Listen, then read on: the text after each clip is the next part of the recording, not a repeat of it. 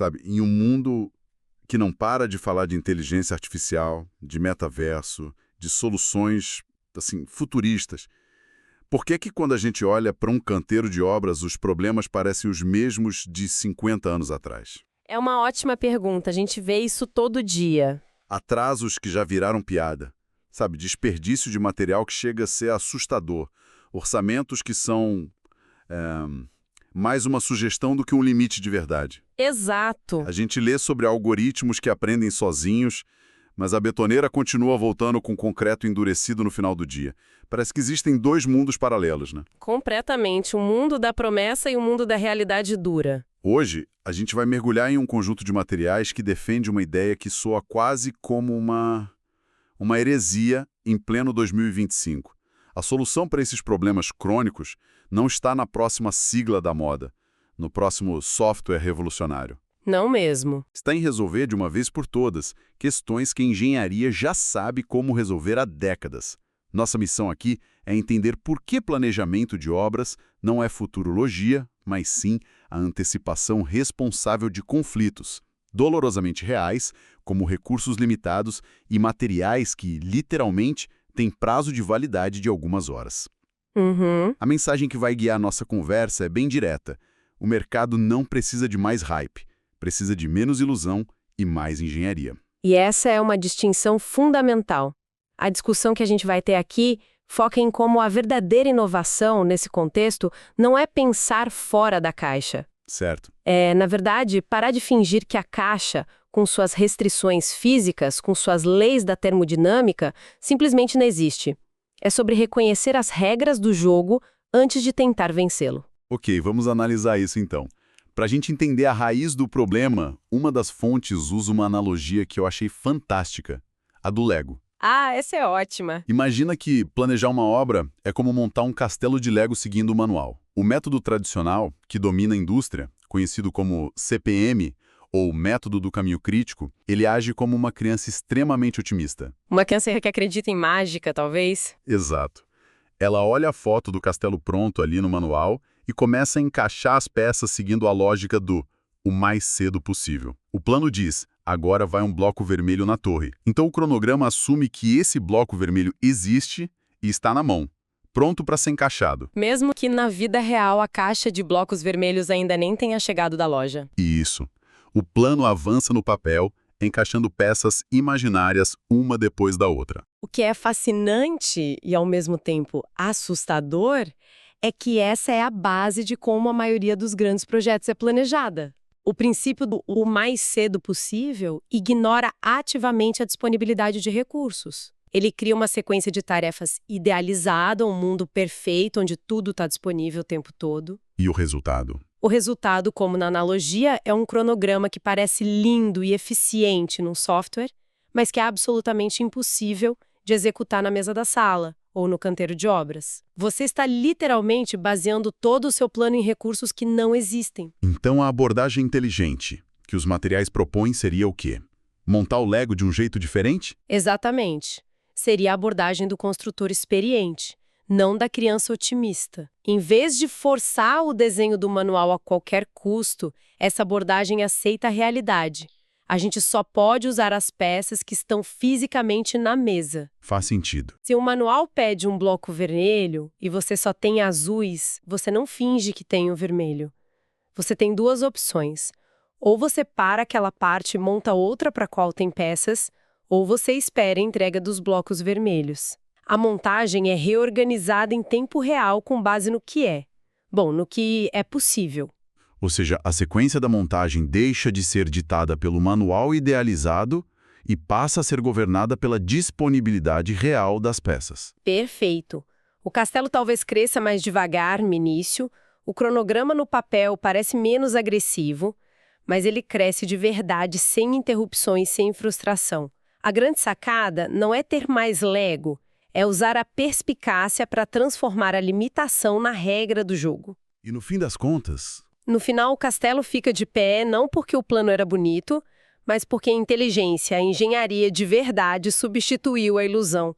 E essa ilusão que custa bilhões. É aqui que fica realmente interessante. Porque quando a gente sai da analogia do Lego e volta para o canteiro de obras, as peças não são blocos de plástico inofensivos. Não mesmo. Quando as peças são materiais como o concreto ou asfalto, a coisa muda de figura. Não dá para guardar para depois. Eles são perecíveis. Se você erra o sincronismo entre a usina que produz e a equipe que aplica, você não perdeu só tempo. Perdeu muito mais. Você perdeu o material e o dinheiro. Não tem replay. O concreto endurece, o asfalto esfria. Acabou. E o custo disso é astronômico. Os materiais que a gente analisou trazem exemplos que deveriam tirar o sono de qualquer gestor. Um estudo feito em centrais de concreto em Belo Horizonte quantificou o problema. Eles identificaram o concreto retornado. Que é aquele que sobra no caminhão. Isso, aquele que vai para a obra e volta no caminhão porque não pode ser aplicado.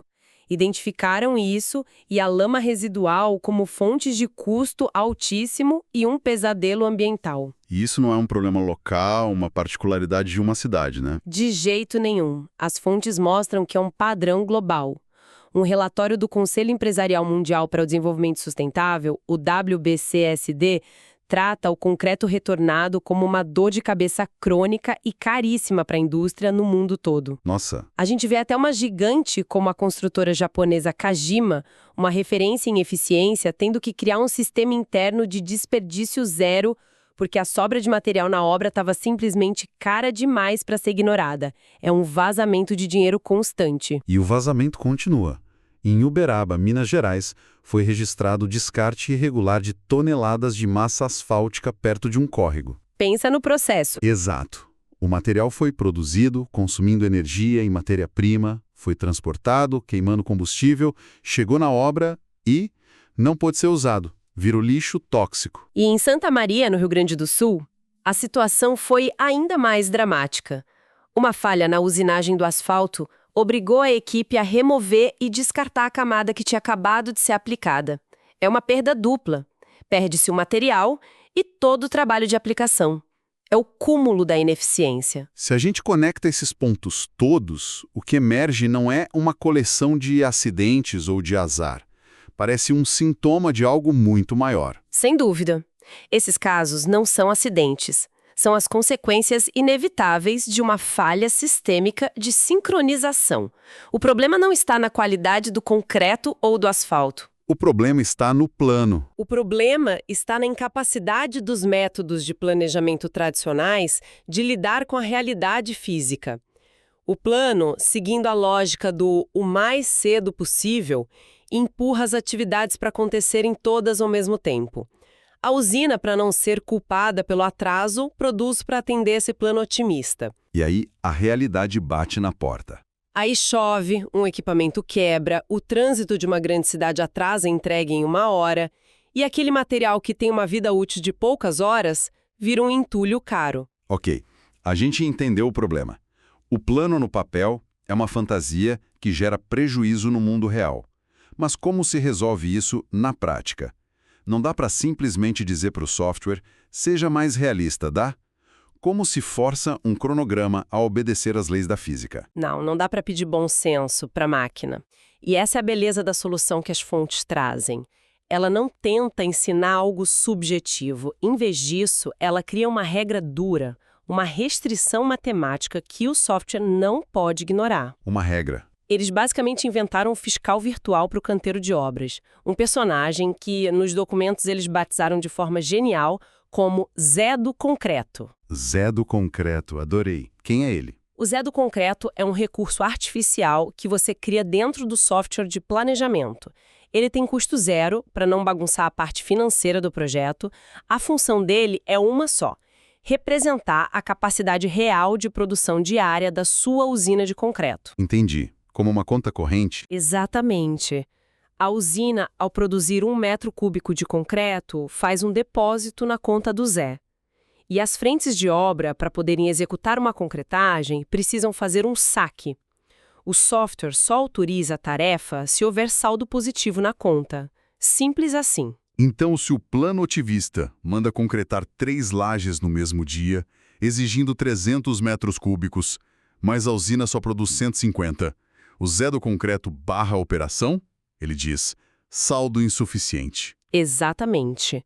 Ele impede o plano de consumir um concreto que ainda não foi produzido. Ele força o cronograma a respeitar a capacidade de produção.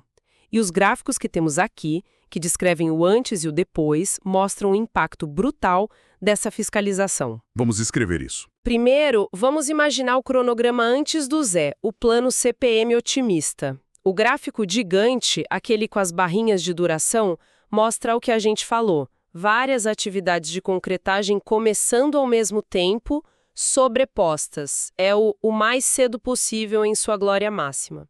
Ok, mas para quem está só ouvindo, como a gente visualiza o desastre que isso causa? O que acontece com o saldo de concreto? Ótima pergunta. Se a gente plotar um gráfico desse saldo ao longo do tempo, o resultado é um desastre. Logo no início do projeto surge uma enorme área vermelha abaixo da linha do zero.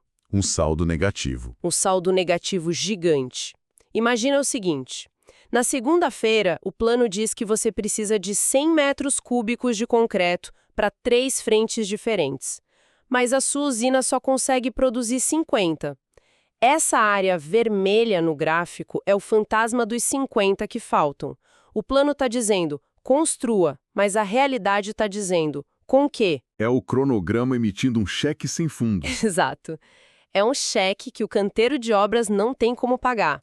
É um estoque negativo, um concreto emprestado do futuro, o que, claro, é fisicamente impossível. E o que acontece no final desse cronograma fantasioso? Piora. No final, o gráfico mostra um grande acúmulo verde, um superávit enorme de concreto. Só que, como já dissemos, para um material perecível, superávit não é estoque. É sobra. É desperdício. Ou seja, o plano começa com um déficit impossível e termina com uma perda garantida. É a receita perfeita para o fracasso. agora vamos ver o que acontece quando a realidade entra no jogo. Quando o Zé do concreto começa a trabalhar e força o software a recalcular tudo. O que muda? Tudo.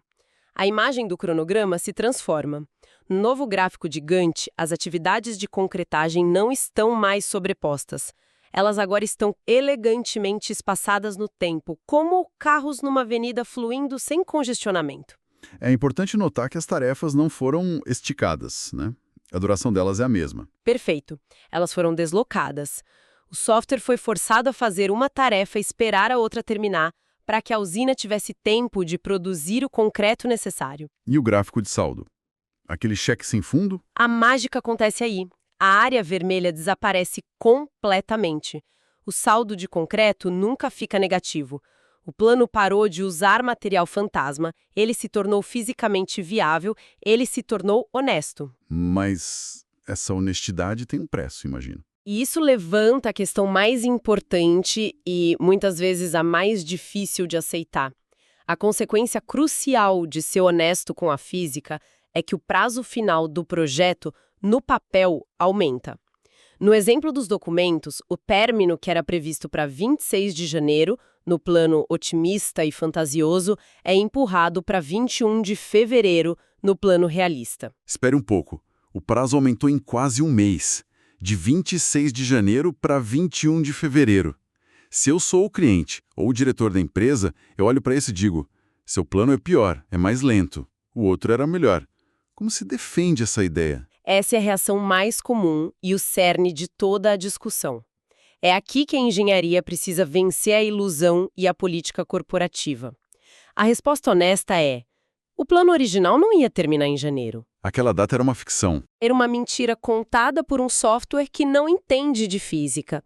A obra real, no dia a dia, iria parar por falta de material, ter que refazer serviços, gerar desperdício, criar conflitos entre equipes e, muito provavelmente, terminaria depois de 21 de fevereiro, só que de forma caótica, estressante e muito mais cara. Então, o plano mais longo é, na verdade, o plano mais rápido possível na realidade. Precisamente. O plano de fevereiro é o único executável. A versão de janeiro era uma peça de ficção científica. A lição aqui é que a única forma de encurtar o prazo real do projeto não é forçando o plano a ignorar as restrições, é mudando o sistema produtivo. Entendi. Se você quer terminar em janeiro, a solução de engenharia é outra. Talvez você precise alugar uma segunda usina de concreto, ou criar um segundo turno de trabalho, ou investir numa logística mais eficiente. O que não dá é para resolver um problema físico com um truque de software, com uma ilusão no cronograma. Então, o que tudo isso significa? Para onde essa análise nos leva? Parece que o papel do planejador de obras muda completamente de figura. Muda, ou deveria mudar. O papel do planejador não é criar cronogramas bonitos e otimistas para uma apresentação de diretoria. Não é ser o portador de boas notícias falsas. Certo. É usar a sua experiência e ferramentas honestas para organizar o que é possível, antes que o impossível vire prejuízo e frustração no canteiro. Esse é o arquiteto da realidade, não o roteirista da fantasia. E o mais chocante para mim, ao ler esse material, não foi nem a simplicidade elegante da solução do Zé do Concreto. Foi descobrir que isso não é nenhuma novidade.